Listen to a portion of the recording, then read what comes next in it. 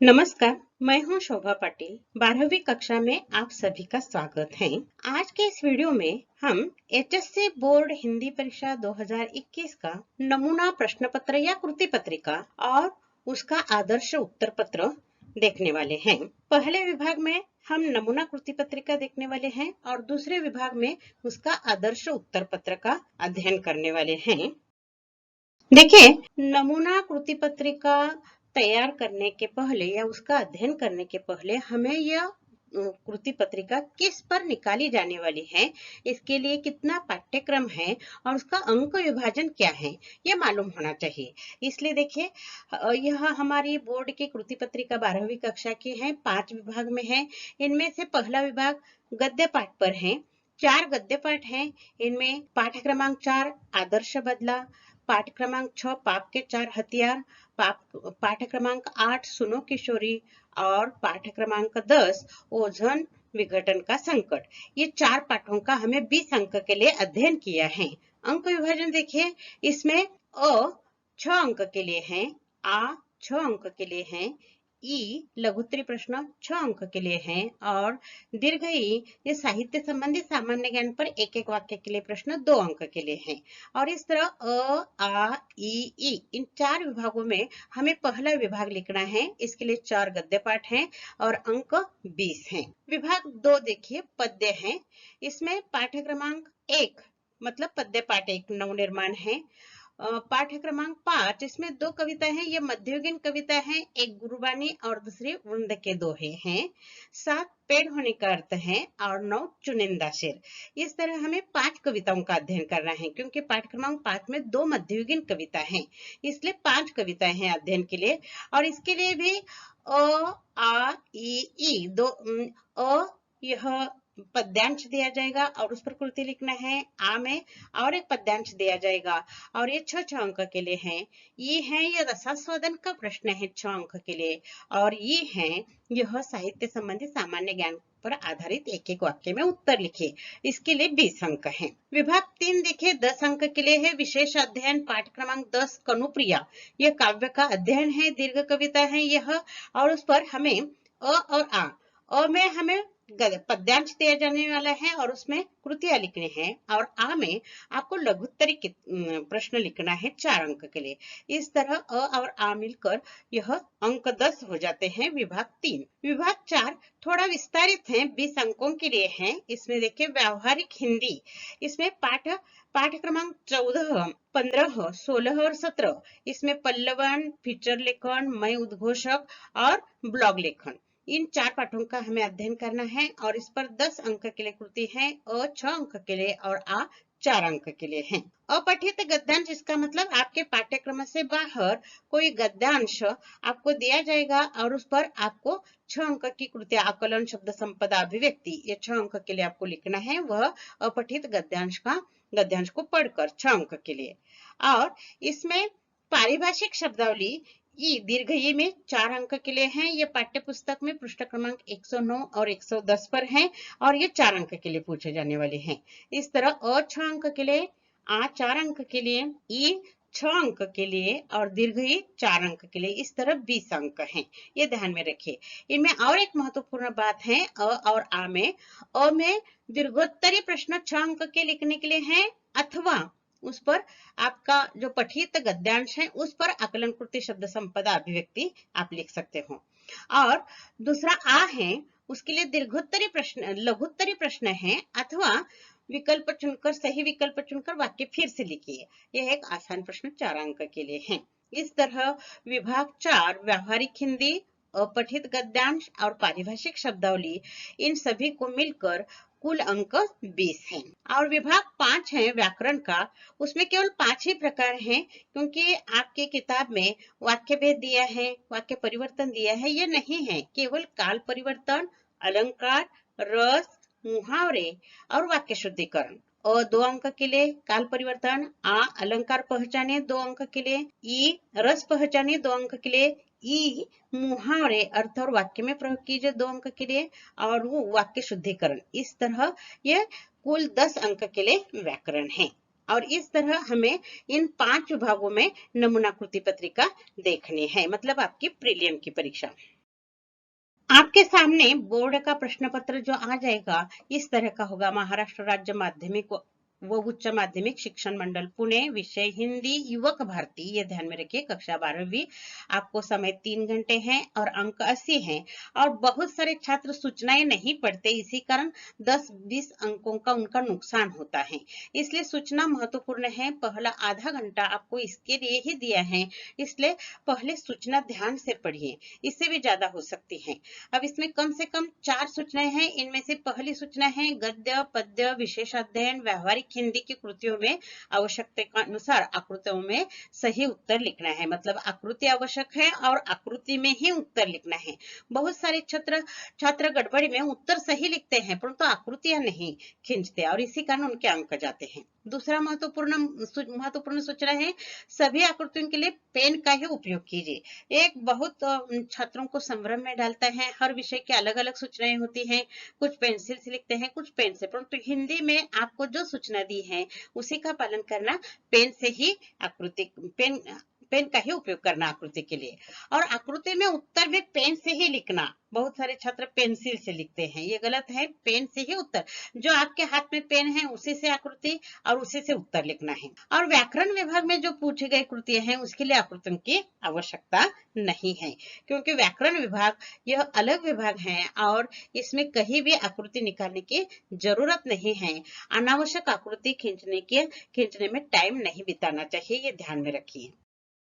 अब देखिए एक एक विभाग हम देखते जाते हैं। विभाग 1 गद्य, अंक 20 हम पहले ही देख चुके हैं। 4 पाठ हैं आपको और 4 पाठों में से 2 पाठों पर दो आपको गद्यांश दिए जाएंगे। इनमें से पहला गद्यांश दिया है, देखिए ये कहानी पर है। निम्नलिखित पठित गद्यांश पढ़कर दी गई सूचनाओं के अनुसार कृतियां पूर्ण कीजिए। 6 अंक के लिए आपको यह कृतियां, यह परिचय ध्यान से सूक्ष्मता से पढ़ना है और उस पर कृतियां लिखनी है। यह आदर्श बदला पाठ का परिचय दिया है यहाँ और यह 180 से 200 शब्दों में दिया है। बैजू बावरा अपने पिता की मृत्यु से दुखी हो जाता है, रोता है और रोना धोना बंद होने के बाद उसके मन में बदले की भावना जागृत हो जाती है।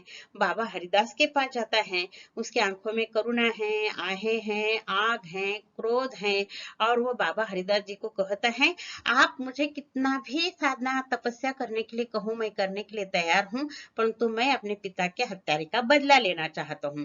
बाबा हरिदास उसे तपस्या करने के लिए 12 साल और वो तपस्या के लिए तैयार हो जाता है। बाबा हरिदास और बैजू मतलब गुरु और शिष्य के बीच के संवाद पर आधारित यह गद्यांश है। इस गद्यांश पर आपको 3 कृतियां करनी है 6 अंक के लिए। पहली आकलन की, दूसरी शब्द संपदा की और तीसरी अभिव्यक्ति की। अब आकलन के लिए संजाल दिया है, देखिए बैजू की आंखों में थी, क्या थी? करुणा, क्रोध, आहे, आग। यह इनमें से कोई भी 4 आपको लिखना है। समानार्थी शब्द उसी गद्यांश में आए हैं। दास, सेवक, तपस्या, साधना, जवान, जीव, मौत, मृत्यु, ये समानार्थी शब्द आपको लिखना है। जीवन में तपस्या का महत्व के बारे में आपके विचार लिखिए। जीवन में अगर आपको सफलता प्राप्त करना है, आपका लक्ष्य हासिल करना है तो आपको तपस्या करनी पड़ती है। तपस्या मतलब क्या? तप या साधना या कठोर परिश्रम। बैजू बावरा बाबा हरिदास को कहता है कि मुझे अपने पिता के हत्यारे का बदला लेने के लिए चाहे जितनी भी तपस्या करनी पड़ी, चाहे जितना भी कठोर परिश्रम करना पड़े, मैं वो करने के लिए तैयार हूँ। और वो 12 साल तक तपस्या करता है सितार वादन में और वह गान विद्या में प्रवीण होकर तानसेन के पास जाता है। गान युद्ध में उसे हराता है और उसे जीवन दान भी देता है। जीवन में तपस्या का महत्व, अपना लक्ष्य हासिल करने के लिए कठोर परिश्रम करना चाहिए। इस मुद्दे पर आपको 40 से 50 शब्दों में यह अभिव्यक्ति लिखनी है।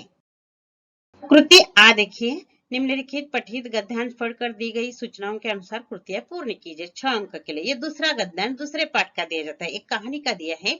अब यहाँ यह वैज्ञानिक लेख है, ओजोन विघटन का संकट, इस पाठ का ये लिया है और ये महत्वपूर्ण इसलिए है कि आपके रोजमर्रा की जिंदगी से संबंधित ये परिच्छेद है। देखिए प्रशीतन मतलब ठंडे करने की प्रक्रिया है। इसके लिए पहले अमोनिया और सल्फर डाइऑक्साइड का गैसों का इस्तेमाल किया जाता था। 1930 के बाद जब इसके दोष ध्यान में आ गए तब क्लोरोफ्लोरोकार्बन ने उसकी जगह ली, मतलब CFC ने जगह ली। और जगह लेते ही उन्होंने प्रौद्योगिकी के उस प्रशीतन के क्षेत्र में क्रांति कर दी, मतलब हर बात में इसका इस्तेमाल होने लगा, मतलब कीटनाशक, प्रसाधन सामग्री, दवाएं, रंग रोगन, फ्रिज, एयर कंडीशनर, इस पर आधारित यह गद्यांश है। और इस पर आपको आकलन कृति 6 अंक के लिए लिखने हैं। देखिए इसमें आकलन के लिए आकृति पूर्ण कीजिए, ये दिया है। इनमें CFC यौगिक का खूब इस्तेमाल होने लगा। किन किन में? कीटनाशक, दवाएं, फ्रिज, एयर कंडीशनर, प्रसाधन साधने, इन सभी में इनमें से कोई भी 4 यहाँ लिखिए। शब्द संपदा के लिए देखिए विलोम शब्द लिखिए। गंध गंधहीन, रंग रंगहीन, क्रियाशील अक्रियाशील, ज्वलनशील अज्वलनशील। अगर ऊपर की कृति नहीं दी तो CFC की विशेषताएं बताइए। ये विशेषताएं गंधहीन, रंगहीन, अक्रियाशील, अज्वलनशील दोनों अर्थ से महत्वपूर्ण है, इसलिए यहाँ विलोम शब्द के रूप में यह भी एक आकलन कृति बन सकते हैं। भौतिक विकास के कारण उत्पन्न होने वाली समस्याओं के बारे में अपने विचार व्यक्त कीजिए। यह अभिव्यक्ति के लिए प्रश्न पूछा जाने वाला है, क्योंकि आज दुनिया में भौतिक विकास हासिल करने के लिए होड़ मचे हुए हैं। हर एक देश अपने प्रगति के लिए तरह तरह के प्रयास कर रहा है और इससे प्रदूषण की समस्या बढ़ गई है, पर्यावरण का संतुलन बिगड़ गया है और तरह तरह की बीमारियां फैल रही हैं। ये आपको आपके ज्ञान के आधार पर, अनुभव के आधार पर ये लिखना है। इसे जो पाठ में पढ़ा है इसी के आधार पर आपके जो मन में विचार आ गए हैं, यहाँ आपका 100 मत देना है, अपना विचार लिखना है 2 अंक के लिए। कृति क्रमांक 1E, ये बहुत महत्वपूर्ण प्रश्न है। यह इसके लिए आपको अध्ययन करना पड़ेगा। निम्नलिखित प्रश्नों के उत्तर 60 से 80 शब्दों में लिखिए, 3 में से 2, 6 अंक के लिए। एक बात ध्यान में रखना, आपको 4 पाठ हैं अध्ययन के लिए, गद्य पाठ, और 4 में से 3 पाठ पर आपको प्रश्न पूछे जाने वाले हैं और 2 को आपको सही लिखना है। इसलिए अब इस समय मैं बताती हूँ, साल भर मैंने आपको सभी पढ़ाए हैं, सभी दिया है, परंतु जब परीक्षार्थी के रूप में आप परीक्षा के लिए फेस करने वाले हो तो कुछ कौशल का यहाँ इस्तेमाल करना। 4 पाठों में से 3 पाठ पर देने वाले हैं और एक आपको ऑप्शन दिया है, इसलिए 4 में से 3 पाठ अगर आपने सही ढंग से, 3 पाठ पर 2-2 प्रश्न दिए हैं, मतलब 6 पाठ अगर आपने 6 प्रश्न अगर आपने अच्छी तरह से तैयार किए, 60 से 80 शब्दों में लिखे, इनमें से कोई भी 2, 6 में से 2 आपको आराम से लिखने के लिए आ जाएंगे। देखिए पहला प्रश्न है, पाप के 4 हथियार निबंध का उद्देश्य स्पष्ट कीजिए। पाठ पढ़ा है, वीडियो आपने देखा है, अब इस पर आराम से लिखना, कोई रटने की जरूरत नहीं है। ये सबसे महत्वपूर्ण बात। कन्हैयालाल मिश्र प्रभाकर जी ने पाप के 4 हथियार, इस पाठ में लेखक ने 2 रूप हमारे सामने पेश किए हैं, एक समाज सुधारक का और दूसरा पापी समाज का। कितना आसान है देखिए। और समाज सुधारक समाज की अंधश्रद्धा, गलत रूढ़ियां, परंपराएं ये दूर करने का प्रयास करता है, समाज में सुधार लाने का प्रयास करता है, तो पापी समाज उसके मार्ग में बाधा डालता है, उसे उपेक्षा, निंदा, हत्या, श्रद्धा, इस तरह के हथियार उस पर चलाता है। इसमें सुधारक मर जाता है, समाज का कार्य पीछे पड़ जाता है, इसमें पाप जीत जाता है और सुधारक हार जाता है। लेखक इस पाठ के माध्यम से यही बताना चाहते हैं कि समाज सुधारक के कार्य में बाधा नहीं डालना चाहिए, तो उसे सहयोग देना चाहिए, इससे समाज, देश का विकास होता है, ये आपको बताना है। उसी तरह सुनो किशोरी पाठ के आधार पर रूढ़ी, परंपरा तथा मूल्यों के बारे में लेखिका के विचार स्पष्ट कीजिए। ये बहुत सुंदर प्रश्न है, देखिए मुद्दों से लिखने के लिए आता है। सुनो किशोरी इस पाठ में आशा रानी होरा ने रूढ़ी, परंपरा, मूल्यों के बारे में आपके विचार बताए हैं। रूढ़ी मतलब जो वर्तमान समाज को पीछे ले जाने वाली जो गली सड़ी रूढ़ियां हैं, उसे तोड़ना चाहिए। परंपरा जो अनावश्यक रूढ़ियां हैं उन्हें तोड़कर फेंक देती हैं और निर्मल जल प्रवाह की तरह परंपरा आगे आगे बढ़ती है। और मूल्य, पाश्चात्य, हमारे भारतीय संस्कृति के मूल्य और पाश्चात्य संस्कृति के मूल्यों का तुलनात्मक अध्ययन करके मूल्यों का स्वीकार करना चाहिए, नए मूल्यों का निर्माण करना चाहिए, पाश्चात्य मूल्यों का अंधानुकरण नहीं करना चाहिए। ये लेखिका ने 3 मुद्दों में बताया है। इस तरह यह आप 3 परिच्छेद में 3 अंक के लिए उत्तर, क्योंकि हर एक प्रश्न के लिए 3 अंक हैं, और 3 में से 2 ही आपको लिखना है। आदर्श बदला कहानी के शीर्षक की सार्थकता स्पष्ट कीजिए। बहुत आसान है। यहाँ सुदर्शन दिन ने आदर्श बदला इस पाठ में बैजू बावरा और तानसेन का तुलनात्मक विवेचन किया है। तानसेन मैं ही श्रेष्ठ हूँ इसलिए उसके नगर में आगरा में आने वाले गाने वाले लोगों को वो मार देता था, परंतु बैजू बावरा गान विद्या में 12 साल तक तपस्या करता है और वह तानसेन के साथ मुकाबला करता है, उसमें जीत जाता है। परंतु तानसेन के तरह बैजू तानसेन को प्राणदंड नहीं देता, तो उसे प्राणदान देता है और आदर्श बदला का यह रूप समाज के सामने पेश करता है। इसी कारण इतिहास में बैजू बावरा अमर हो गए हैं। इसलिए कहानी का शीर्षक आदर्श बदला दिया है। इस तरह आपको लिखना है। ध्यान में रखिए, विस्तार से नहीं लिखना है, क्योंकि संक्षेप में लिखना और विस्तार से लिखना ये दोनों कौशल हैं और ये कला आपको अवगत होनी चाहिए, क्योंकि लंबा चौड़ा उत्तर लिखने से आपको अंक मिलने वाले, 3 से ज्यादा तो नहीं मिलने वाले हैं। और संक्षेप करने की कला आपको आनी चाहिए। इसलिए जितने शब्दों में बताया है उसमें से 10 ज्यादा या 10 कम हो सकते हैं, परंतु उतना ही लिखना महत्वपूर्ण है। और इसके लिए आपको अध्ययन करना पड़ेगा। 4 पाठ में से 6 प्रश्न अच्छे तरह से तैयार कीजिए। इनमें से 2 जरूर आपको लिखने के लिए आ जाएंगे। कृति क्रमांक 1 ई देखिए, निम्नलिखित प्रश्नों के उत्तर एक एक वाक्य में लिखिए। 4 में से 2 अंक के लिए लिखना है। 4 पाठ हैं, 4 पाठ पर 4 प्रश्न पूछे जाएंगे। इनमें से 2 आपको सही लिखना है और वाक्य में लिखना है, संक्षेप में नहीं लिखना है। ये ध्यान में रखिए कि संक्षेप में लिखने से नहीं है तो पूर्ण वाक्य में उत्तर लिखना है। ये कन्हैयालाल मिश्र प्रभाकर जी के 2 निबंध संग्रह के नाम लिखना है। सुदर्शन जी ने इस लेखक की लेखन परंपरा को आगे बढ़ाया, प्रेमचंद की, ये लिखना है। आशा रानी हुर्रत जी के लेखन कार्य के प्रमुख उद्देश्य बताइए, यानी हर क्षेत्र में अग्रणी महिलाओं के जीवन की समस्याएं प्रस्तुत करते हुए वर्तमान स्त्री के सामने आदर्श प्रस्तुत करना, ये उनका लेखन कार्य का उद्देश्य है, ये लिखना है। कृष्ण कुमार मिश्र के लेखन कार्य की विशेषता लिखिए। वे वैज्ञानिक है, फिर भी हिंदी साहित्य में विज्ञान से संबंधित लेखन कार्य यह उनकी विशेषता है। इस तरह आपको 4 पाठ पर 4 प्रश्न दिए जाएंगे। 2 प्रश्नों का सही उत्तर लिखिए, परंतु पूर्ण वाक्य में उत्तर लिखिए। विभाग 2 देखिए, पद्य विभाग है, अंक 20 है और आपको 5 कविताओं का अध्ययन करना है। और इनमें यह विभाग 2 है, इसलिए कृति 2 है। और अ में निम्नलिखित पठित पद्यांश पढ़कर दी गई सूचनाओं के अनुसार कृतियां पूर्ण कीजिए। 6 अंक के लिए है। और 5वीं कविता में अ और आ 2 मध्ययुगीन कविताएं दी हैं। इनमें गुरुबानी और रुंद के 2 है। इनमें से एक कविता यहाँ पूछी जा सकती है। और यह गुरुबानी कविता का, हमने गुरु नानक जी की यह कविता है, यहाँ पद्यांश लिया है। गगन में काल रवि चंद्र दीपक बने, तारक मंडल जनक मोती, धूप मलया नील पवनु चवरो करे, सकल वनराई कुलंत ज्योति, कैसी आरती हुई भवकंडना, तोरी आरती अनाहत शब्द बाजत भेरी। शब्द थोड़े से इधर उधर हो गए हैं, परंतु यह गुरबानी कविता का अंतिम पद है। और इस पद में कवि ने धार्मिक कर्मकांड पर व्यंग्य करते हुए प्राकृतिक आरती किस तरह चलती है। गगन के थाल में, काल हो गए हैं, गगन के थाल में रवि और चंद्र मतलब सूर्य चंद्र दीपक हैं। तारका मंडल जनक मतलब आकाश में जो तारे सितारे हैं वो मोती बन गए हैं। धूप मलया नील मतलब मलय पर्वत की ओर से जो सुगंधित चंदन की, अनिल मतलब हवा, मलयानिल मतलब मलय अनिल, मलय पर्वत की ओर से सुगंधित चंदन की हवा, सुगंधित धूप बन गई है। पवनो चवरों करे, चवरों मतलब सफेद बालों का गुच्छा होता है, देखिए पंखे के समान ईश्वर को हवा देने के लिए। तो पवन जो है मतलब वायु है वो चवर बन गया है, मतलब ईश्वर को हवा दे रहा है।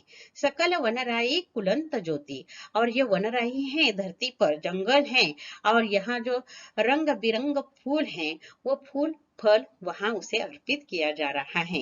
कैसे आरती हुई भवखंडना, और तुम देखो ये प्राकृतिक आरती ऊपर देखिए अपने, और तुम ये धार्मिक कर्मकांड मंदिर में जाते हो, फल फूल आरती, ये जो धर्मकांड है, धार्मिक कर्मकांड है, उसे छोड़ दीजिए और परमात्मा की भक्ति कीजिए।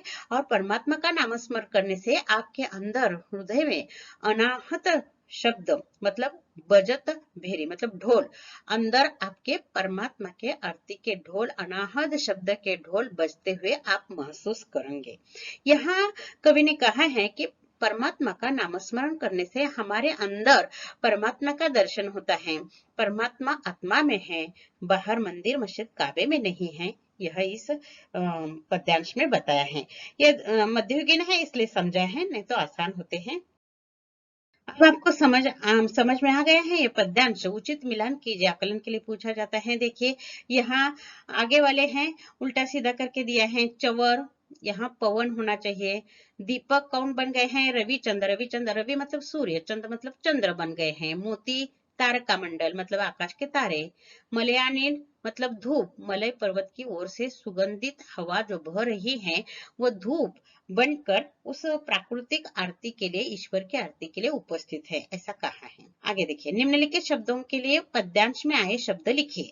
यानी सूर्य, देखिए ऊपर आ गया है, रवि शब्द आ गए हैं। हवा, पवन आ गए हैं। जंगल, वन, वनराई मतलब वन। आकाश, गगन। ये ध्यान में रखिए, मध्ययुगीन कविता के में जो हमारे शब्द हैं उसी से अलग होते हैं, इसलिए इस तरह की कृति पूछी जाती है। ईश्वर भक्ति में नामस्मरण का महत्व होता है, इस विषय पर अपना मंतव्य लिखिए। 2 अंक के लिए अभिव्यक्ति लिखनी है। अभी मैंने बता दिया, प्राकृतिक आरती तो ईश्वर के लिए होती है, इसलिए हमें धार्मिक कर्मकांड करके मंदिर मस्जिद में जाकर फल फूल चढ़ाकर आरती का ढोंग नहीं करना चाहिए। ये गुरु नानक जी ने अपने गुरुबानी कविता में बताया है, यह यहाँ लिखना है। कृति 2A, देखिए निम्नलिखित पठित पद्यांश पढ़कर दी गई सूचनाओं के अनुसार कृतियां पूर्ण कीजिए। 6 अंक के लिए ये आधुनिक कविता पर दिया जाता है या नव निर्माण पर दे सकता है। यहाँ देखिए, यहाँ नव निर्माण पर दिया है। पेड़ होने का अर्थ, चुनिंदा शेर, इनमें से भी 12 पंक्तियां यहाँ दी जाती हैं नव निर्माण की। यह हमने 12 पंक्तियां ली हैं। देखिए ये चतुष्पदी है, इसलिए 4-4 पंक्तियों के 3 पद हमने यहाँ लिए हैं। पहले पद में कवि ने जीवन की राह पर चलते समय प्यार से चलो, नीति मतलब अच्छा व्यवहार करो, गीति मतलब गाते हुए चलो, यानी जिंदगी में आगे आगे बढ़ते समय अच्छा व्यवहार करना चाहिए, प्यार से सभी के साथ पेश आना चाहिए और जिंदगी का गीत गाते हुए आगे बढ़ना चाहिए, बताए हैं। दूसरे पद में समाज का नवनिर्माण करते समय स्त्री और पुरुष दोनों को भी समान रूप से कार्य करना चाहिए, इसलिए स्त्री को पुरुष की समस्या समझ लेनी चाहिए और पुरुष को स्त्री की समस्या समझ लेनी चाहिए। परंतु कवि का उद्देश्य है स्त्री शिक्षा हो, अंधश्रद्धा हो या सुरक्षा हो, इसके बारे में स्त्री को अनेक समस्याओं के साथ फेस होना पड़ता है। इस समय पुरुष को उसका रक्षक बनना चाहिए, यह बात इसमें बताई है। और अंत में वर्तमान, अतीत मतलब भूतकाल और भविष्य काल के बारे में लोग हमेशा सोचते रहते हैं। वास्तव में लोग वर्तमान में जीते ही नहीं है, हमेशा अतीत के बारे में सोचते रहते, विचार करते रहते हैं या भविष्य में क्या हो जाएगा इस चिंता में रहते हैं। यहाँ यही कवि ने बताया है, वर्तमान बोला अतीत अच्छा है, वर्तमान क्या बोला, अतीत अच्छा है। प्राण के पथ का मित अच्छा था, मित मतलब मित्र। गीत मेरा भविष्य गाया, अगर आपने अच्छा कार्य किया तो भविष्य में आपका गीत आपका गाएगा भविष्य। और अतीत का भी गीत अच्छा था, अतीत भी अच्छा था, वर्तमान भी अच्छा है और भविष्य भी अच्छा करना चाहिए। इस तरह कवि ने वर्तमान, भूतकाल और भविष्य काल के बारे में इस पद में बताया है। देखिए इस पर कृपया एक शब्द में उत्तर लिखिए आकलन के लिए। 2 अंक के लिए देखिए, गीत मेरा यह गाएगा, कौन गाएगा, भविष्य। वर्तमान बोला यह अच्छा था, अतीत। अतीत का भी यह अच्छा था, गीत। प्राण के पथ का यह अच्छा था, मित। बहुत आसान कृति है। अंतिम पद में यह है, देखिए लिंग पहचानना है, नारी स्त्रीलिंग, ताज पुल्लिंग, संगी पुल्लिंग, प्रीति स्त्रीलिंग। यह पहचानने के लिए भी पूछा जाता है या परिवर्तन करने के लिए भी पूछा जाता है। तब नर नारी ये लिखना है। समाज का नवनिर्माण और विकास नर नारी के सहयोग से ही संभव है, इस पर अपने विचार लिखिए। स्त्री पुरुष समानता पर यह आधारित प्रश्न है। समाज के नवनिर्माण में स्त्री और पुरुष दोनों का समान सहयोग होना चाहिए। ये उत्तर पत्र में मैंने उत्तर दिया है और अभी आपको बताया है। और दोनों ओर से एक दूसरे को सहयोग होना चाहिए, तभी समाज आगे बढ़ता है, समाज का नवनिर्माण होता है, उसका विकास होता है, ये लिखना है आपको। अब देखिए कृति 2E, निम्नलिखित मुद्दों के आधार पर कविता का रसास्वादन 100 से 120 शब्दों में लिखिए, 2 में से 1। 6 अंक के लिए आपको 2 कविताएं दी जाने वाली हैं। यहाँ भी एक मध्ययुगीन कविता दी जाने की संभावना है और अन्य 3 में से एक पूछी जा सकती है। देखिए पहली कविता, जीवन के अनुभव और वास्तविकता से परिचित कराने वाले वृंद जी के दोहों का रसास्वादन कीजिए। यहाँ कविता का नाम आ गए हैं, वृंद जी के दोहे। कविता का नाम है वृंद के दोहे है, इसलिए मुद्दा देते समय कविता का शीर्षक नहीं दिया है, रचनाकार का नाम वह भी आ गए हैं वृंद। और यहाँ विधा परिचय भी कभी कभी पूछा जाता है, ये दोहे हैं, छंद में है। और छंद की विशेषताएं बताई हैं। केंद्रीय कल्पना लिखना है, यह केंद्रीय कल्पना लिखना मतलब विस्तार से उत्तर नहीं लिखना है। केंद्रीय कल्पना मतलब सारांश, मतलब केंद्रीय भाव क्या है उस कविता का, ये लिखना है। सभी पदों का आशय लिखते जाओ, 2 पन्ने का उत्तर बन जाएगा, और ये जांचने के लिए किसी के पास समय नहीं होता है। केंद्रीय कल्पना को 2 अंक हैं, इसलिए ध्यान में रखिए, ये 4 या 5 ही पंक्तियों में लिखना है, विस्तार से नहीं लिखना है। कविता का सार कम से कम शब्दों में लिखना है। पसंद की पंक्ति तथा प्रभाव, यह मुद्दा अगर आ गया तो आपको थोड़ा सा चैलेंजिंग है, क्योंकि पंक्ति लिखना आवश्यक है। वो कविता आपने पढ़ी है, उसमें से जो पंक्ति आपको पसंद है वो आपको याद करना चाहिए, और सही ढंग से वो शुद्ध लिखना है। और वो पंक्ति आपको क्यों अच्छी लगी यह भी लिखना है। कविता पसंद आने का कारण, इसका मतलब है कविता का उद्देश्य क्या है। मैं हमेशा तुम्हें बताती थी, अध्ययन का उद्देश्य, हम कविता क्यों पढ़ रहे हैं, इसका उद्देश्य क्या है, वो आपको लिखना है। यहाँ कवि ने ये कविता पसंद आने का कारण क्या है, कवि ने यहाँ सीधे साधे उदाहरण के माध्यम से जीवन में नीति के या नैतिक मूल्यों के उपदेश किया है, ये आपको लिखना है एक वाक्य में। दूसरी कविता पूछी गई है, देखिए, पेड़ हौसला है, पेड़ दाता है, इस कथन के आधार पर संपूर्ण कविता का रसास्वादन कीजिए। यहाँ कविता का नाम नहीं है प्रश्न में, इसलिए कविता का शीर्षक पेड़ होने का अर्थ ये आपको लिखना चाहिए, रचनाकार का नाम लिखना चाहिए। फिर इसी तरह पेड़ होने का अर्थ, कविता बहुत लंबी है और उसका आशय लिखोगे तो 200 शब्दों में हो जाएगा। हमें 2 अंक के लिए लिखना है, 4 पंक्तियों में ही केंद्रीय कल्पना आपको लिखना है। मतलब क्या, पेड़ का महत्व बताया है, पेड़ प्रदूषण रोकता है, पर्यावरण का संतुलन रखता है, पेड़ के बहुत औषधि उपयोग है, कुर्सी मेज आदि प्रशासनिक क्षेत्र में पेड़ों के, यानी पेड़ के जड़ से पत्ती तक सभी अवयव उपयोग में लाए जाते हैं। इसलिए पेड़ होने का अर्थ सही ढंग से समझना चाहिए, पेड़ की रक्षा करनी चाहिए, उसका संवर्धन करना चाहिए। बस इतना ही केंद्रीय कल्पना में लिखना है। पसंद की पंक्तियां तथा प्रभाव, यह भी यहाँ लिखना है। यह बहुत सुंदर सुंदर पंक्तियां हैं, 2 पंक्तियां, कम से कम शब्दों की 2 पंक्तियां लिख लीजिए और उसका प्रभाव भी लिखिए। यह मैंने उत्तर पत्र में दिया है, हम बाद में इसका अध्ययन करेंगे। देखिए, कृति क्रमांक 2E, ये साहित्य संबंधी सामान्य ज्ञान पर आधारित प्रश्न है। निम्नलिखित प्रश्नों के उत्तर एक एक वाक्य में लिखिए। 4 में से 2 अंक के लिए लिखना है। 5 कविताएं हैं, इनमें से 4 कविताओं पर आपको यह प्रश्न पूछे जाने वाले हैं, और आपके स्वाध्याय में दिए हैं हर कविता के नीचे 2-2। इस तरह 5 कविता के 10 प्रश्न हैं और आपको 2 सही लिखना है। मतलब 10 प्रश्नों की तैयारी करने पर आपको यहाँ 2 लिखने के लिए आता है। इनमें से भी एक कविता आप ऑप्शन छोड़ सकते हो, और 3 कविताओं के यह 4 कविताओं के 8 प्रश्न आप तैयार कर सकते हैं। देखिए, यहाँ कैलाश सेंगर जी की प्रसिद्ध रचनाओं के नाम लिखना है, त्रिलोचन जी के 2 काव्य संग्रहों का नाम लिखना है, गुरु नानक जी की भाषा शैली की विशेषता सहज सरल भाषा है, गेय शैली है, ये लिखना है। नए भावबोध को व्यक्त करने वाली नई कविता होती है, उसका परिचय देना है। इस तरह यह 4 प्रश्न एक एक अंक के लिए पूछे जाते हैं। विभाग 3 देखिए, विशेष अध्ययन, अंक 10 है यहाँ। निम्नलिखित पठित पद्यांश पढ़कर दी गई सूचनाओं के अनुसार कृतियां पूर्ण कीजिए। यह काव्य है, इसलिए यह पद्यांश है और 12 पंक्तियों का पूछा जाएगा। यहाँ इस समय मैंने अमंगल छाया के प्रारंभिक 12 पंक्तियां अध्ययन के लिए ली गई हैं, क्योंकि राधा उस दिन वह यमुना की ओर जा रही थी और यमुना से वह कदम्ब वृक्ष के नीचे कनु का दर्शन करने के लिए, यानी वह ध्यानमग्न होकर कनु को प्रणाम करने के लिए आती हैं, परंतु उसे बताया जाता है कि आज तुम इस रास्ते से मत जाओ, क्योंकि श्री कृष्ण के 18 औक्षहिणी यह सेनाएं इस रास्ते से जाने वाले हैं और वो कुंज उजड़ने वाले हैं, लताएं रौंदने वाले हैं, आकाश में धूल है, इसलिए आप इस रास्ते से मत जाइए। इस तरह राधा को समझाया जा रहा है। इस तरह का आशय इस पद्यांश का है। इस पर आकलन कृति देखिए, तालिका पूर्ण कीजिए। उजड़े हुए कुंज, कृष्ण की सेनाएं 18 अक्षहिनी, आकाश पर छाई हुई धूल, रौंदी हुई लताएं। ये पद्यांश में है, बहुत आसान है। युद्ध लड़ाई, पर्यायवाची लिखना है। युद्ध लड़ाई समर, कनु कृष्ण कान्हा, प्रणाम नमस्कार, राह रास्ता मार्ग, ये आपको लिखना है। वृक्ष की उपयोगिता तो पेड़ होने के अर्थ इस कविता में भी आपने देखा है। और अभी इस अमंगल छाया का ये जो पद्यांश लिया है, इसमें भी वृक्ष, यहाँ कुंज जो है उजड़ने वाले हैं, लताएं रौंदने वाली हैं।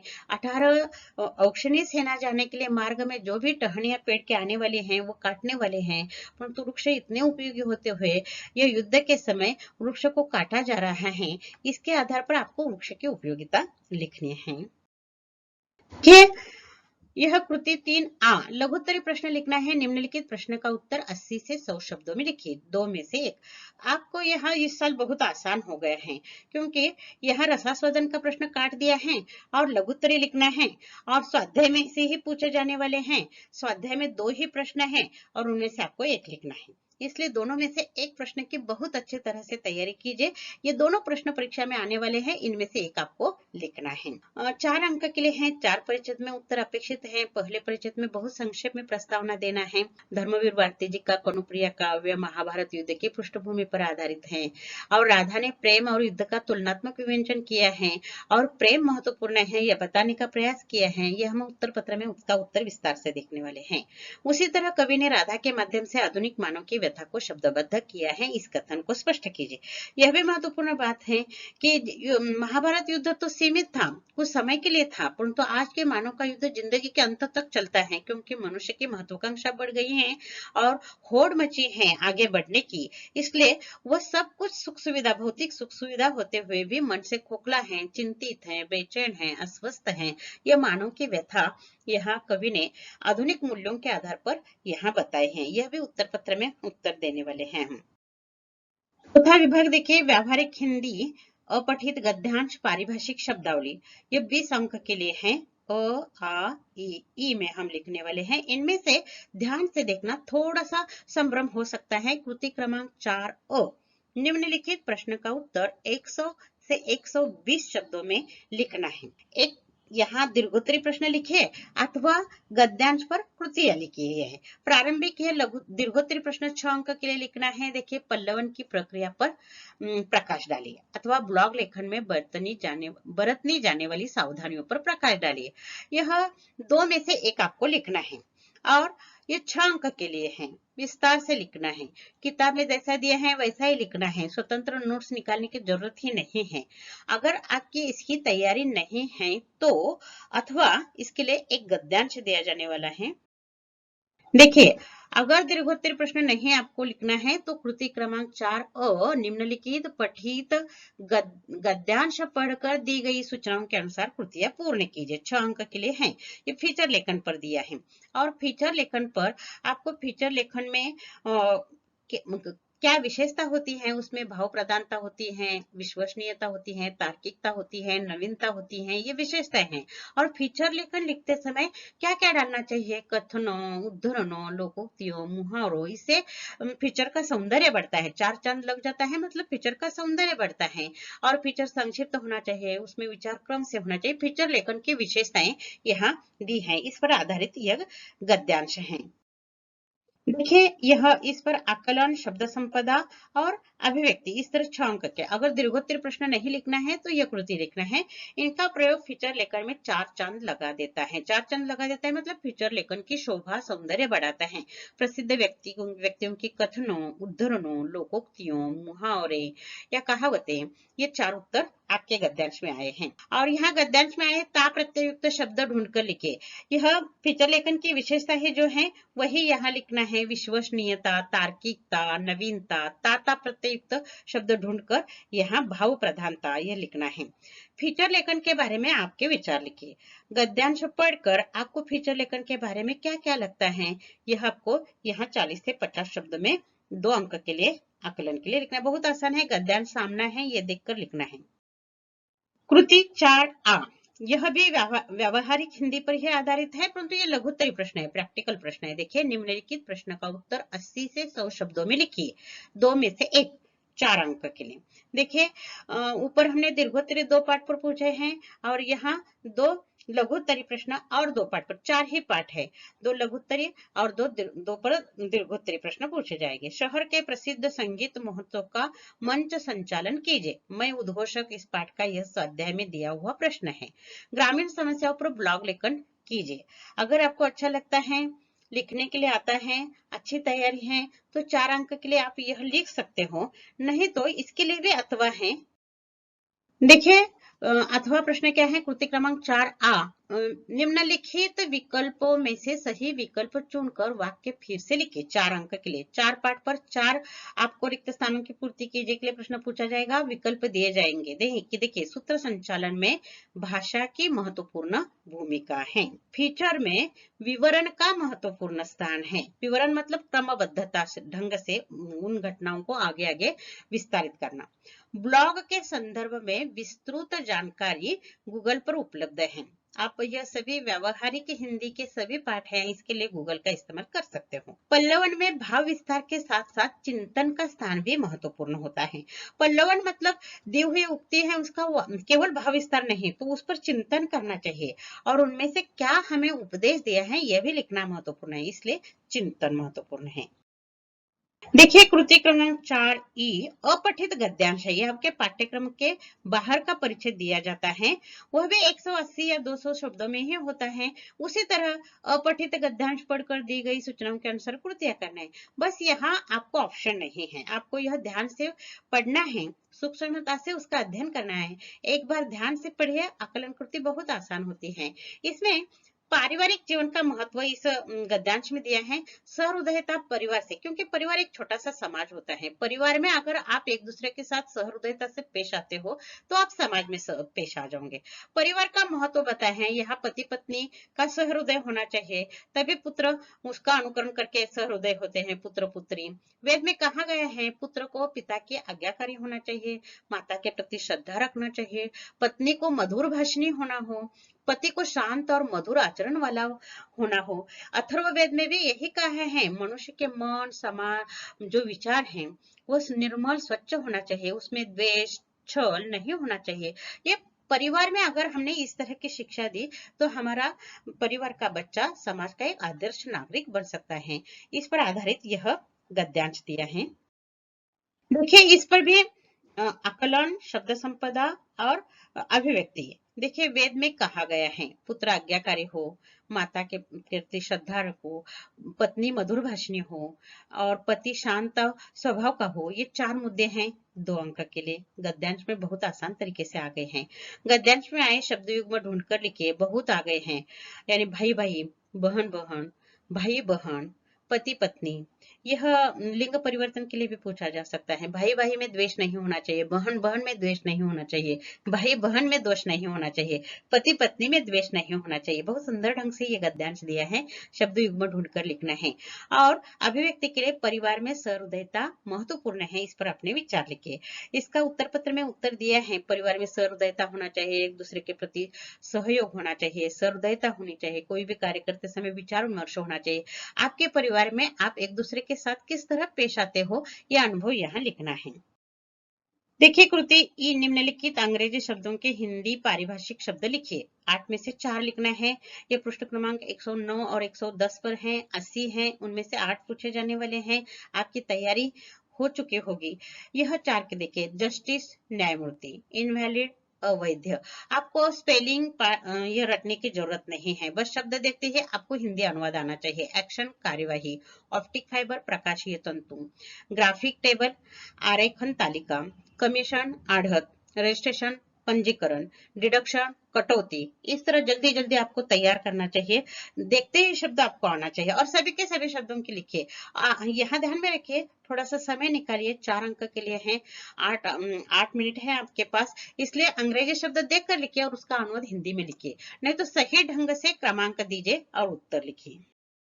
यह विभाग 5 व्याकरण विभाग है। देखिए इसमें 5 विभाग हैं। कृति क्रमांक 5 यह काल परिवर्तन के लिए लंबे चौड़े वाक्य हैं, इसलिए डरने की जरूरत नहीं। निम्नलिखित वाक्यों का कोष्टक में दी गई सूचनाओं के अनुसार काल परिवर्तन कीजिए। 4 वाक्य दिए जाने वाले हैं, 2 सही लिखना है, 2 अंक के लिए हैं। सुधारक करुणाशील होता है, अपूर्ण भूतकाल। सुधारक करुणाशील हो रहा था। बैजू हाथ बांधकर खड़ा हो गया, बैजू हाथ बांधकर खड़ा हो जाएगा। सीएफसी श्वसन नलिका में जाने पर जलन पैदा करती है, अपूर्ण वर्तमान काल। सीएफसी श्वसन नलिका में जाने पर जलन पैदा कर रही है, अपूर्ण है। तुम दो तरफा अधिकार की बात उठाती हो, पूर्ण भूतकाल करने हैं। तुमने दो तरफा अधिकार की बात उठाई थी, किताब में उठाई है। यहाँ पूर्ण भूतकाल पूछा है, इसलिए थी लिखना है। उसी तरह कृति क्रमांक 5 निम्नलिखित पंक्तियों में उद्धृत अलंकार पहचान कर उसका नाम लिखिए। यह उदाहरण दिए हैं, इसका वीडियो भेजा है, ध्यान से अध्ययन कीजिए। कुछ वाक्य गलत हैं, आपकी पाठ्य पुस्तक में देखकर ध्यान से करना। जान पड़ता है नेत्र देख देख देख बड़े बड़े हिरकों में गोल नीलम है जड़ी। ये उत्प्रेक्षा अलंकार का उदाहरण है, क्योंकि यहाँ उपमेय और उपमान मैंने आपको सिखा है। उपमेय में उपमान की संभावना है। ये बड़े बड़े नेत्र कैसे लगते हैं, जैसे हीरो में नीलम जड़ा दिया है, इसलिए वह उत्प्रेक्षा अलंकार है। पिपर पात सरस मन डोला, यह उपमा अलंकार का उदाहरण है कि मन कैसा है, सरस मतलब मन पीपल के पत्ते के समान डोल रहा है या हिल रहा है, इसलिए यह उपमा अलंकार है। सबय सहायक सबल कै कोड निबल सहाय, पवन जगावत आग ही दीप ही देत बुझाए। यह दृष्टांत अलंकार उदाहरण है। जैसे कि उन्होंने पवन का उदाहरण दिया है। पवन जंगल में लगे हुए आग को और भड़काता है और दीपक की छोटी सी ज्योति को वही पवन बुझाता है। उसी तरह समाज में है, जो बलवान होते हैं, सबल होते हैं, उसे सभी सहायक करते हैं, सहायक होते हैं, परंतु जो निर्बल लोग होते हैं उन्हें कोई सहायक नहीं करता, जैसे कि दीपक की ज्योति को पवन मदद नहीं करता, इसलिए दृष्टांत अलंकार का उदाहरण है। चरण सरोज पखारन लागू, चरण को ही सरोज कहा है, मतलब राम के पैरों को। सरोज मतलब कमल, कमल का फूल कहा है, इसलिए रूपक अलंकार है। कृति 5 ई देखिए, निम्नलिखित पंक्तियों में उद्धृत रस पहचान कर उसका नाम लिखिए। यहाँ भी 4 प्रकार रस के दिए हैं, इनमें से 2 सही लिखना है। काव्य पंक्तियां पढ़ना है और केवल रस पहचान कर रस का नाम लिखना है, काव्य पंक्तियां नहीं लिखनी है। बिनु पग चले सुने बिनु काना, कर बिनु कर्म करे विधि नाना, आनन रहित सकल रस भोगी, बिनु वाणी वक्ता बड़ी जोगी। बहुत आसान है। पहली पंक्ति में आपके ध्यान में आ जाता है बिनु पग चले, पैर नहीं है तो चलता है, कान नहीं है फिर भी सुनता है, हाथ नहीं है काम करता है। ये क्या है, सभी अद्भुत अलंकार का उदाहरण है। यह जो न होकर असंभव बातें संभव होने का वर्णन है इसमें, इसलिए यह अद्भुत अलंकार का उदाहरण है। राम के रूप निहारती जानकी, कंकन के नग की परछाई, याते सबे सुधी भूली गई, कर टेकी रही पल टारत नहीं। यानी हाथ में जो कंगन है उस पर अंक नग मतलब यह आईने जड़े हुए हैं, उस आईने में श्री राम का रूप जानकी मतलब सीता निहार रही है और एक टक वो अपने कंगन के उस आईनों में श्री राम का प्रतिबिंब देख रहे हैं, इसलिए श्रृंगार रस का उदाहरण है। तीसरा उदाहरण देखिए, कहा कैकई ने सक्रोध, दूर हट दूर हट, निर्बोध द्विजिह्वे रस में विष मत घोल। यहाँ कैकई का बोलने का ढंग क्रोध से भरा हुआ है। कैकई ने सक्रोध कहा मतलब क्रोध से कहा, इसलिए यह रौद्र रस का उदाहरण है। माटी कहे कुम्हार से तू क्या रौंदे मोहे, एक दिन ऐसा आएगा मैं रौंदूंगी तोहे। यहाँ माटी मतलब मिट्टी कुम्हार से कहते हैं आज तुम्हारा समय है, तुम मुझे रौंद रहे हो, एक समय ऐसा आ जाएगा मैं तुम्हें रौंद दूंगी। ये शांत रस का उदाहरण है। आदमी मर जाता है तो मिट्टी में मिल जाता है और उस समय मिट्टी का समय आ जाएगा और मिट्टी आदमी को रौंद देंगी, इसलिए ये शांत रस का उदाहरण है। कृति क्रमांक 5 ई, निम्नलिखित मुहावरों के अर्थ लिखकर वाक्य में प्रयोग कीजिए। 4 पाठ पर 4 मुहावरे दिए जाएंगे और 2 अंक के लिए 2 मुहावरे सही लिखना है, उसका अर्थ और वाक्य में प्रयोग करना है। गले के नीचे उतारना, स्वीकार करना, कन्नी काटना, बचकर निकल जाना, जान बख्शाना, बख्शना, जीवन दान देना, होड़ मचना, प्रतिस्पर्धा होना। यह हम उत्तर पत्र में इसके उदाहरण भी दिएंगे। ये एक बात ध्यान में रखिए, आपके पाठ्य पुस्तक के अंत में कुछ मुहावरे दिए हैं। इतने मुहावरे पढ़ने की जरूरत नहीं, 4 पाठ हैं, जिन जिन पाठों का हमने अध्ययन किया है उसी पर आपको मुहावरे पूछे जाएंगे। ये व्याकरण का अंतिम भाग देखिए, कृति क्रमांक 5, उन निम्नलिखित वाक्यों को शुद्ध करके फिर से लिखिए। यह भी 4 पाठ पर 4 वाक्य दिए जाएंगे, इसके लिए पाठ का सूक्ष्म वाचन करना चाहिए। 2 अंक हैं, 2 सही लिखना है। देखिए, हमारे कारनामों से प्राकृतिक संतुलन चरमरा गई है, नहीं, प्राकृतिक शब्द गलत लिखा है, ती रसो होना चाहिए, और चरमरा गया है, ये ध्यान में रखिए, ये 2 गलतियां हैं। सुकरात के लिए यह जहर का प्याले हैं, नहीं, सुकरात के लिए, की नहीं, के लिए यह एक जहर का प्याला है, प्याले नहीं, जहर का प्याला है। यह तो जिंदगी के अहम फैसला हो, नहीं, यह तो जिंदगी का अहम फैसला है। कनुप्रिया सॉरी, सुनो किशोरी पाठ का यह वाक्य है, ध्यान से पढ़िए। पक्षी मीठे गीत गा रहे था, यह आदर्श बदल पाठ का है। देखिए, मीठे, मी दीर्घ होना चाहिए। पक्षी मीठे गीत गा रहे थे, बहुत पक्षी हैं इसलिए गा रहे थे। इस तरह 2 गलतियां हैं। वाक्य शुद्धिकरण के लिए आपको 4 गद्य पाठों का सूक्ष्म रूप से वाचन करना चाहिए। कोई कठिन नहीं है, पाठ में से ही पूछे जाने वाले हैं, और 2-2 गलतियां एक वाक्य में होती हैं, और 2 अंक के लिए वाक्य शुद्धिकरण का प्रश्न यहाँ पूछा जाता है। और यहाँ यह कृति पत्रिका नमूना, मतलब आपकी प्रीलिम की कृति पत्रिका देने का मैंने यहाँ प्रयास किया है। दूसरे भाग में हम इसी कृति पत्रिका का आदर्श उत्तर पत्र लेकर आने वाले हैं। तब तक के लिए धन्यवाद।